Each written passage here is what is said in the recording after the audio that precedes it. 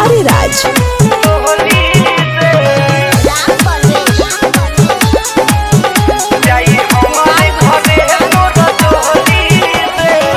शादी वाला कार्ड तोहर जब से बताइल बाटे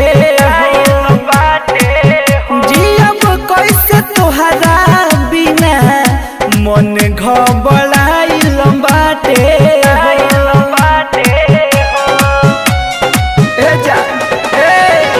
शादी वाला कार्ड तोहर जब से बताइल बाटे जियब कैसे तोहरा बिना मन पगलाइल बाटे हो।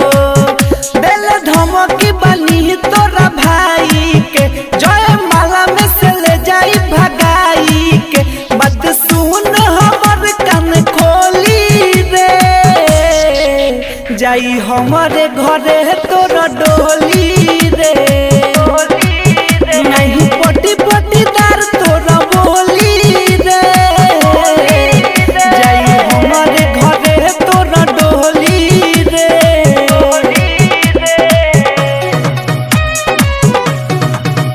जाई हमारे घरे तोरा डोली रे हमारे घरे तोरा डोली रे। तू ही तो जान हमर जिए के आधार बारू कैसे हम भुलाई तोहके बचपन के प्यार बारू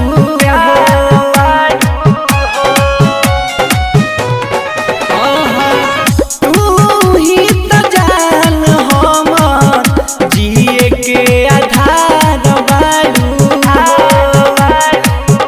कैसे हम भुलाई तोहके बचपन के प्यार बारू। सावन सफरत के तुर के इरादा हो कब खुश नहीं रहबुए दादा हो उत्तम मर्जित के सुना होई झोली रे जाई हमारे घरे तोरा डोली।